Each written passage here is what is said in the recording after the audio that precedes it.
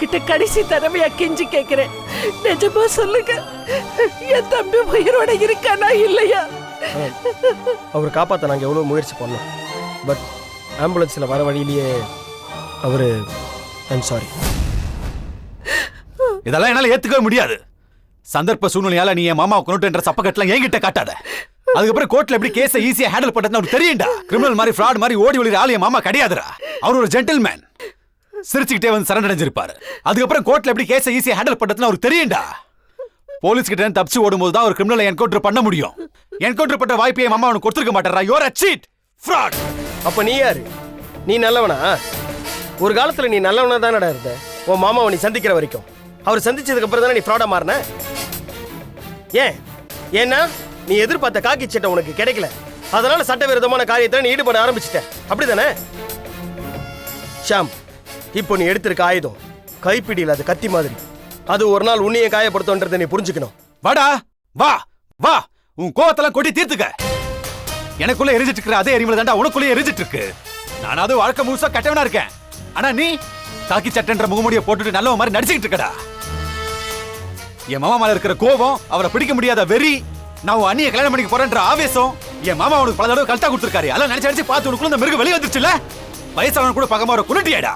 வாழ்ந்து முடிச்சவங்க மாமாக்காக இவ்வளவு தூரம் நீ போராடுறியே. பாவம், வாழ வேண்டிய வயசுல ஒரு குழந்தைய கதற அடிச்சு அவளை துன்புறுத்தி எம்எம்எஸ் எடுத்து எல்லாருக்கும் வீடியோ அமிச்சிங்களே. உங்களை பேரை நான் மன்னிக்கிறது. என் மாமாவை நான் பார்த்தாகணும். பாதுகாப்பு காரணங்களுக்காக நான் அவரை காட்ட முடியாது. எனக்கு இப்ப என் மாமாவை பார்த்தாகணும். நான் அவர் மருமகட்டா, நான் அவரை பார்த்தே ஆகணும். உன்கிட்ட காட்ட முடியாது. நான் பார்த்தே ஆகணும்னு சொல்றேன்ல. உனக்கு சொல்ல முடியாது. இந்த ஹாஸ்பிட்டல்ல தான் எங்கேயோ இருக்காரு. முடிஞ்சா தேடி கண்டுபிடிச்சுக்கோ.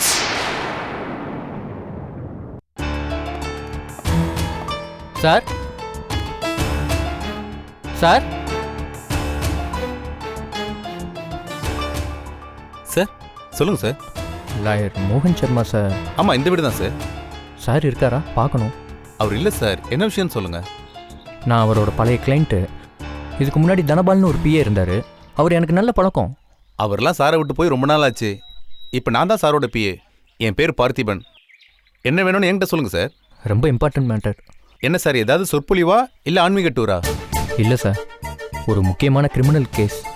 சார்கிட்ட டீட்டெயில் சொல்லிவிட்டு அவர்கிட்ட இந்த கேஸை எடுத்துக்க சொல்லி கேட்கணும். சாரி சார், மோகன் சர்மா சார் இப்போல்லாம் கோச்சு பக்கமே போகிறதில்ல சார். ப்ராக்டிஸ் பண்ணுறதில்ல சார், ஒதுங்கிட்டார் சார். நான் அவர் கிளைண்ட் தான். எனக்காக அவர் ஏற்கனவே வாதாடி இருக்காரு. பாருங்க, என் விசிட்டிங் கார்டு. சார் எனக்கு ரொம்ப நல்ல பழக்கம். அவர்கிட்ட கொஞ்சம் அர்ஜென்ட்டாக பேசணும் ப்ளீஸ். பெரிய விஐபிங்க, பொலிட்டிக்கல் பீப்புள் கூட எல்லாருமே கேஸ் எடுத்துகிட்டு வர்றாங்க சார். எல்லாருக்குமே எப்போவுமே எமர்ஜென்சி தான். ஆனால் சார் கேஸே எடுத்துக்கிறது இல்லை. நீங்கள் டைம் வேஸ்ட் பண்ண வேண்டாம். நீங்கள் வேறு வைக்கல பாருங்கள் சார். சார், எவ்வளோ ஃபீஸாக இருந்தாலும் பே பண்ண ரெடியாக இருக்கோம் சார். என்ன, ஒரு 2000 கோடி கொடுப்பீங்களா? சாரி சார், தப்பாக எடுத்துக்காதீங்க. அவருக்கு சாரை பற்றி எதுவும் தெரியாது. செல்வா, அவர் பணத்துக்காக வாதாடுற வக்கீல் இல்லை. தெரியாமல் பேசாதீங்க. சார் பார்க்காத பணம் இல்லை சார். இப்போ ஆன்மீகத்துக்கு போயிட்டாரு. இப்பெல்லாம் ஒரு நயா பைசா தொடுறதில்ல. சாரி சார், என் தம்பி ஆக்சுவலாக ஒரு கொலைகேஸில் மாட்டிக்கிட்டான். அவன் ரொம்ப அப்பாவி சார். அவனை எப்படியாவது காப்பாற்றணும். வேற வக்கீல பாருங்க சார். நீங்கள் வாசலில் நின்று தர்ணா பண்ணால் கூட சார் ஒத்துக்கவே மாட்டார் சார். அவரை ஒரே ஒரு தடவை பார்த்துட்டு போயிடுறோமே. முடியாது சார். அவர் நேஷனல் ஹாஸ்பிட்டலில் ட்ரீட்மெண்ட் எடுத்துகிட்டு இருக்காரு. அவர் யாரையும் பார்க்க மாட்டார் சார். நீங்கள் உங்கள் டைமை வேஸ்ட் பண்ணிட்டு இருக்கீங்க. தயவு செஞ்சு கிளம்புங்க சார். Sir please sir. எனக்கு நிறைய வேறு வேலை இருக்குது சார். உங்களுக்கும் நிச்சயமாக வேலை இருக்கும். தயவு செஞ்சு கிளம்புறீங்களா? மறுபடியும் வராதீங்க, போங்க. வெங்கடேஷ், நாமே சாரை டைரெக்டாக ஹாஸ்பிட்டல்லே போய் பார்க்கக்கூடாது. அது வேலைக்காகாது செல்வா. அவர் ட்ரீட்மெண்ட்டில் இருந்தால் நம்ம கேஸை பற்றி பேசவே முடியாது. அங்கே போனால் அவர் பிஏவை போய் பாருங்கன்னு இங்கே தான் அனுப்புவாங்க. செவுத்தில் அடித்த பந்து மாதிரி இங்கே தான் திரும்பி வரணும். அப்படின்னா மோகன் சர்மா சார் அவர் ஒத்துக்க மாட்டாருன்னு நினைக்கிறேன். இந்த பிஏ மனசு வச்சா முடியும். ஆனால் இந்த பிஏ தான் அவர் வாதாடுறதே விட்டுட்டாருன்னு சொல்கிறாரு. அப்போ முத்து எப்படி வெங்கடேஷ் காப்பாற்றுறது? தெரியல. வேற வழி ஏதாவது இருந்தால் யோசிப்போம். நான் இவ்வளோ நம்பிக்கையோடு வந்தேன் தெரியுமா?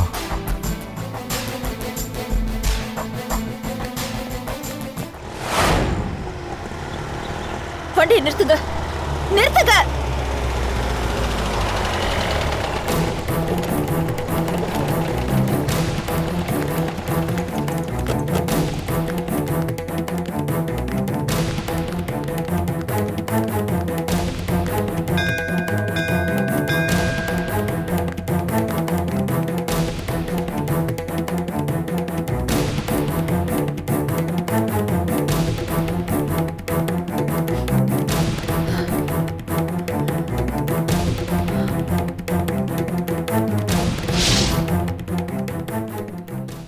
உனக்கு எதுக்கு இத்தனை அலங்காரம்?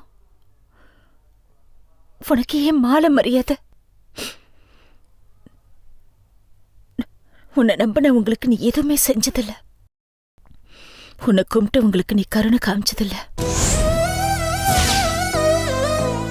நல்லவங்களை சோதிக்கிறது உனக்கு ஒரு விளையாட்டு தானே. கெட்டவங்களுக்கு ஆதரவு கொடுக்கறது உனக்கு பொழுதுபோக்கில்ல. அக்கா அக்கா விடு லீலா, அவ அழட்டும். அவ துக்கமெல்லாம் கரைஞ்சு போகட்டும். அவளை தடுக்காத.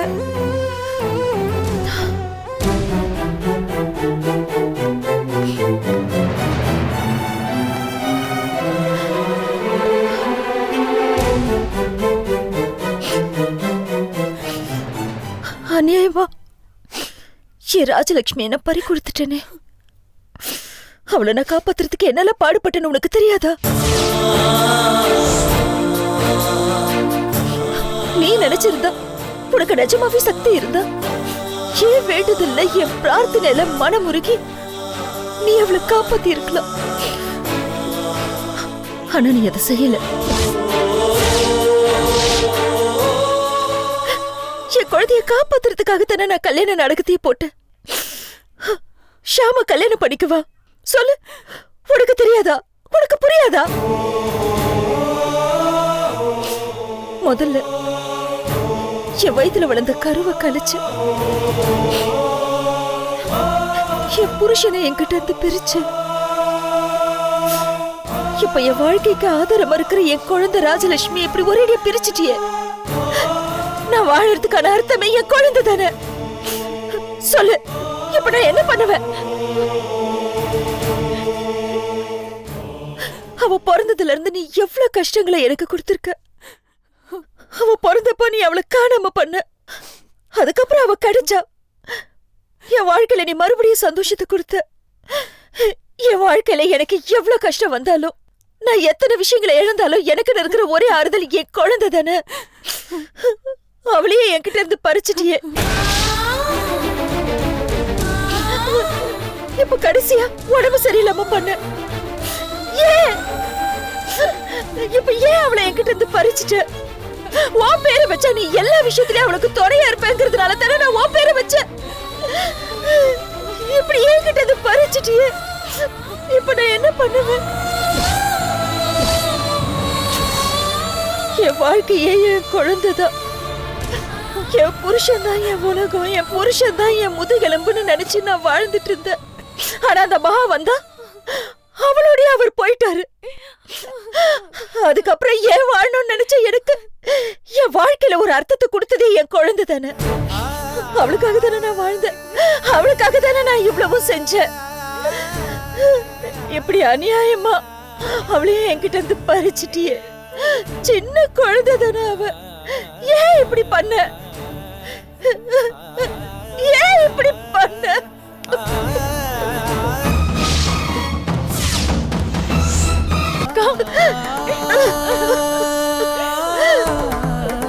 லீலா, ஏ ராஜி, லீலா, ஏ ராஜி, என்னை விட்டு போயிட்டா லீலா.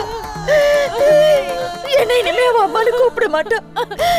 இனிமே ஜென்மத்துக்கு நான் அவளை பார்க்க மாட்டேனா? அவ குரலை கேட்க மாட்டானா?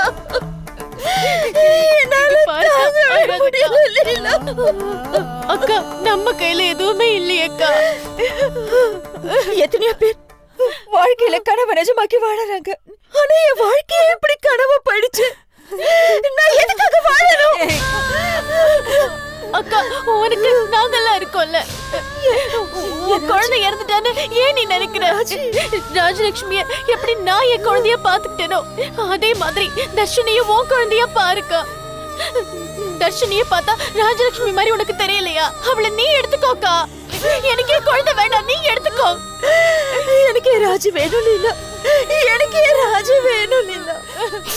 அவளை பார்க்கணும் போல இருக்கு. அவளை நான் எப்படி எப்படி வளர்க்கணும்னு ஆசைப்பட்டேனே. ஆனா இப்ப எதுவுமே இல்லாம அனாதையா நிக்கிறேனே. ராஜு, ராஜு, எனக்கு இப்ப எதுவுமே இல்லையில. என் குடும்பமே இப்படி சதிச்சு போய் நிக்குது. அக்கா, அழாதக்கா. ஒரு குடும்பம் பல லட்சியங்களுக்காக உருவாயிருக்கலாம். ஆனா அதை விட முக்கியமான லட்சியம் ஒரு உறவு இறந்ததுக்கு அப்புறம் மத்த உறவெல்லாம் சேர்ந்து பாதிக்கப்பட்டவங்களை ஆறுதல் சொல்லி காப்பாத்துறதுதான். நாங்கெல்லாம் இன்னும் உன் கூட தானே இருக்கோம், தைரியமும் தன்னம்பிக்கையும் கொடுக்கறதுக்காக தானே. அப்படி பார்த்தா உனக்கு நாங்க எல்லாருமே இருக்கோம். நீ ஒன்னும் அனாதை இல்லக்கா. இளவரசி ஏன் இப்படி அழுதுட்டு இருக்க? அபி அபி நம்ம ராஜி அபி, அவளை உன் குழந்தை மாதிரி பாத்துப்பியா அபி? இப்ப அவ நம்ம கிட்ட இல்லையே அபி, நம்ம கிட்ட இல்லையே. எப்படி எல்லாம் அவளை பாத்துக்கிட்ட அபி? நீ குழந்தைங்கன்னு ராத்திரி பகலா கேட்ட, அதுக்காக நான் உன்னை அடிக்க கூட செஞ்சேனே அபி.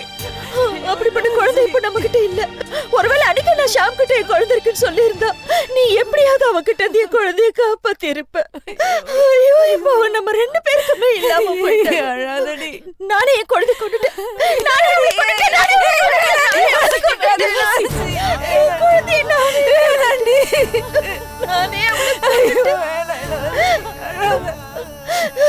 ப்ளீஸ் இங்க பாரு, நாம நேசிக்கிற விஷயங்களை நாம இழக்கும் போது திடீர்னு நம்ம பேலன்ஸ் தவறிடுதுடி. இது எல்லார் வாழ்க்கையிலும் எல்லாருக்கும் நடக்கிறது தான். நாம நேசிக்கிறவங்களை இழந்தா கொஞ்ச காலத்துக்கு இந்த உலகமே நமக்கு எதிரியாதான் தெரியும். இது இயற்கை இளவரசி. ஊர்ல எல்லாருக்கும் இந்த மாதிரி நடந்துகிட்டு தான் இருக்கு இளவரசி. வாழ்க்கையில எதையும் இழக்காதவங்க ஒருத்தர் கூட இந்த உலகத்துல இருக்க முடியாது இளவரசி. நாம நேசிக்கிறவங்க உடம்பு தான் இல்லாம போகுதே தவிர நாம அவங்கள நேசிச்ச அந்த உணர்வு என்னைக்குமே இறந்து போனதில்லை இளவரசி. அது காலம் பூரா நம்ம கூட தான் இருக்கும். ஞாபகங்களுக்கு மரணம் இல்லடி. அத நினைச்சு நீ மனசு தேத்திக்கோ ப்ளீஸ். என்னால முடியலையே, என்னால முடியலையே. எனக்கு இருந்தது குழந்தை மட்டும்.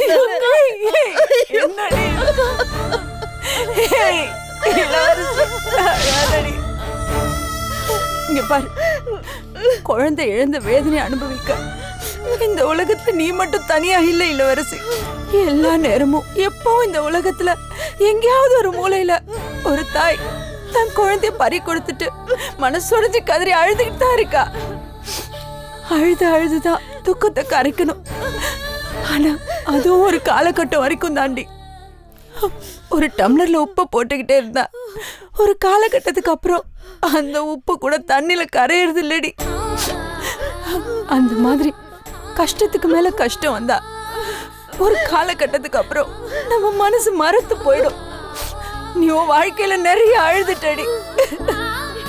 இனிமே நீ அழாத இளவரசி, போதும்டி. ராஜி, ராஜி, ப்ளீஸ் டி ராஜி, ராஜி, ராஜி மேடம்,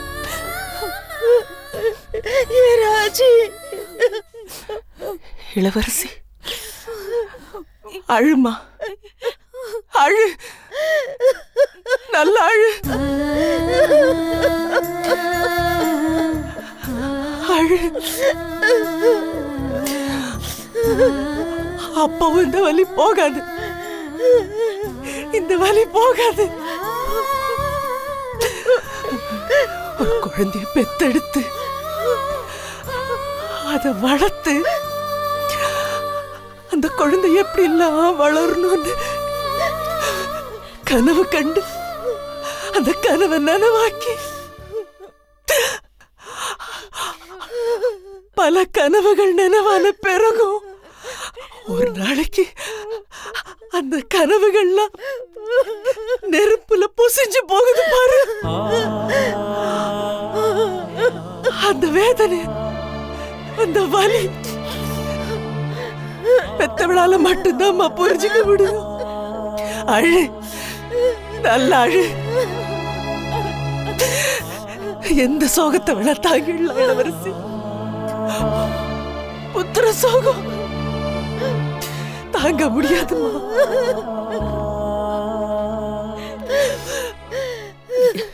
யாருச்செல்வன் போனப்போ எனக்கு யாரும் இருக்கலம்மா. புருஷன் இருக்கல, உற்றார் உறவினர் இருக்கல, அவன் ஒரு சொம்புல தான் வந்தான்.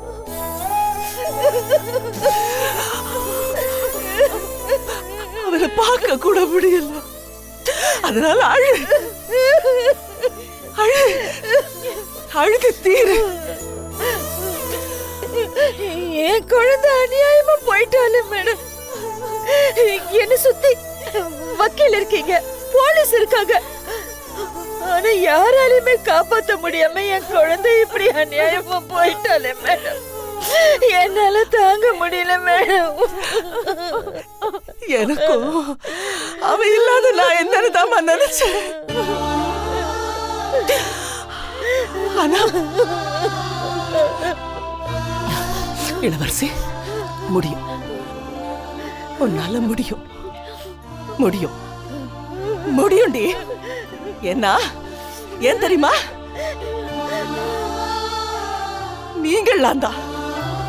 நீங்கள்லாம் இருக்கீங்கல்ல, உங்களுக்கெல்லாம் நான் தேவைப்பட்டல. நீங்கள்லாம் தான் அந்த துக்கத்தை மறக்க வச்சீங்க. உங்களுக்கு சேவை செய்யும் போதுதான்மா அந்த துக்கத்தை நான் மறந்தேன். தற்காலிகமாவது மறந்தேன். இளவரசி, மரணங்கிறது யாரும் உணர முடியாத ஒரு வலிய நமக்குள்ள விட்டுட்டு போகுதுமா. அது வாஸ்தவம் தான். ஆனா இளவரசி கண்ணா, நீ அதை மட்டும் தாம்மா பாக்குற.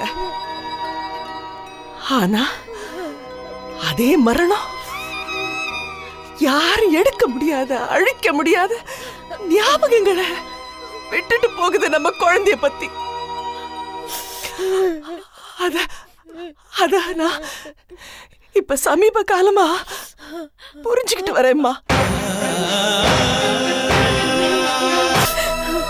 ஆமாம்மா, அருட்செல்வன் என்ன விட்டுட்டு போனப்போ இந்த உலகத்துல இருக்கிற அத்தனை வெளிச்சமும் சூரியனும் சேர்ந்தும் கூட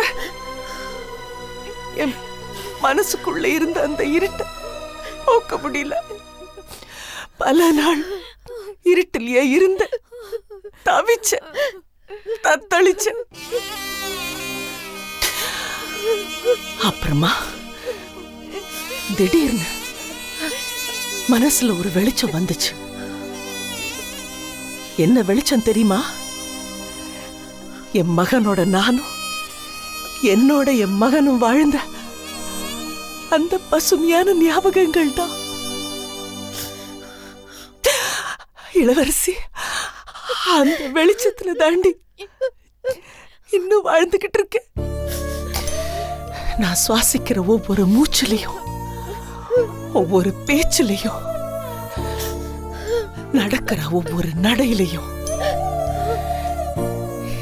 என்ன கடந்து போற ஒவ்வொரு நிமிஷத்திலையும் என்ன சுத்தி எனக்கு துணையா என் மகன் இருக்காண்டி.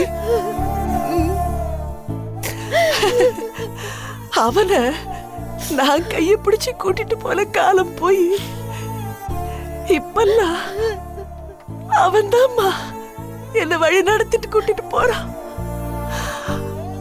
அந்த தெம்புதான் எனக்கு காலம் பூரா துணையா இருக்கு. என்னம்மா என்ன இவ்வளவு ஆச்சரியமா பாக்குற? நம்ம குழந்தை நம்மள விட்டு போயிருக்கலாம் இளவரசி. ஆனா ஆனா நம்ம நினைவுகள்ல கடைசி வரைக்கும் நம்ம நினைவுகள்ல வாழ்ந்து வாழ்ந்து வாழ்ந்து அது விட்டுட்டு போற ஞாபகம் மறந்து போயிடுமா?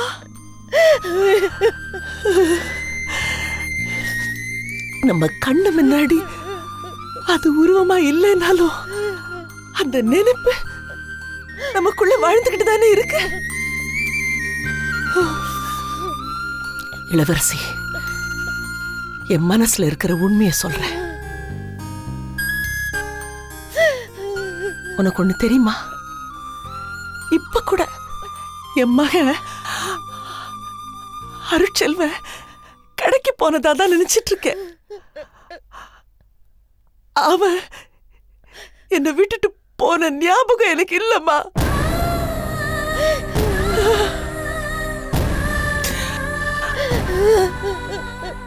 இதுக்கு மேல நான் ஒன்னும் சொல்லல.